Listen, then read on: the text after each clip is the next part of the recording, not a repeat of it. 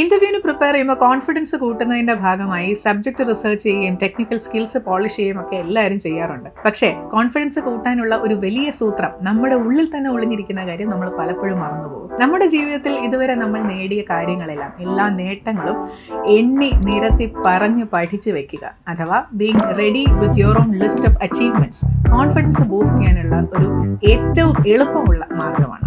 സ്കൂളിലും കോളേജിലും അല്ലെങ്കിൽ നമ്മുടെ ജോലി സ്ഥലത്തുമൊക്കെ നമുക്ക് കിട്ടിയിട്ടുള്ള അവാർഡുകൾ അല്ലെങ്കിൽ പ്രൊമോഷനുകൾ, ഇനി അതല്ലെങ്കിൽ നമ്മൾ ഏറ്റെടുത്ത് ചെയ്തിട്ടുള്ള സ്പെഷ്യൽ പ്രോജക്റ്റുകൾ, ഇതൊക്കെ നമ്മുടെ ലിസ്റ്റ് ഓഫ് അച്ചീവ്മെന്റ്സിലേക്ക് കൂട്ടിച്ചേർക്കാവുന്ന കാര്യങ്ങളാണ്. ഇനി വലിയ യമണ്ടൻ കാര്യങ്ങളൊന്നും ചെയ്തിട്ടില്ലെങ്കിൽ പോലും ഒരു സ്പെസിഫിക് ആയിട്ടുള്ള ഒരു സാഹചര്യത്തിൽ നമ്മുടെ എന്തെങ്കിലും ഒരു ക്രിയേറ്റീവ് ആയിട്ടുള്ള ഒരു ഐഡിയ വെച്ച് നമ്മളൊരു സൊല്യൂഷനിലേക്ക് നമ്മുടെ സ്ഥാപനത്തെ അല്ലെങ്കിൽ നമ്മുടെ ഒരു ടീമിനെ എത്തിച്ചിട്ടുണ്ടെങ്കിൽ അതും തീർച്ചയായിട്ടും അച്ചീവ്മെന്റ്സ് ലിസ്റ്റിൽ വരാവുന്ന കാര്യമാണ്. പിന്നെ ഓഫ് കോഴ്സ് ടെക്നിക്കലായിട്ട് നമുക്കുള്ള സ്കിൽസും സ്ട്രെങ്സും തീർച്ചയായും അച്ചീവ്മെന്റ്സിന്റെ ലിസ്റ്റിൽ വരണം. ഇനി ടെക്നിക്കൽ അല്ലാത്ത സ്ട്രെങ്സ് ഉണ്ടല്ലോ, അതായത് പേഴ്സണൽ സ്ട്രെങ്സ് അല്ലെങ്കിൽ സ്കിൽസ്, വ്യക്തികളുമായിട്ട് ഇടപഴകുന്ന കാര്യത്തിൽ നമ്മൾ എങ്ങനെയാണ്, കമ്മ്യൂണിക്കേറ്റ് ചെയ്യുന്ന കാര്യത്തിൽ നമ്മൾ എങ്ങനെയാണ്, ഇനി അതും അല്ലെങ്കിൽ ആൾക്കാരെ പെർസ്വേഡ് ചെയ്യുന്ന കാര്യത്തിൽ നമ്മുടെ സ്കിൽ എങ്ങനെയാണ്, ഇതൊക്കെ നമ്മുടെ അച്ചീവ്മെന്റ്സിലേക്ക് വരാവുന്ന കാര്യമാണ്.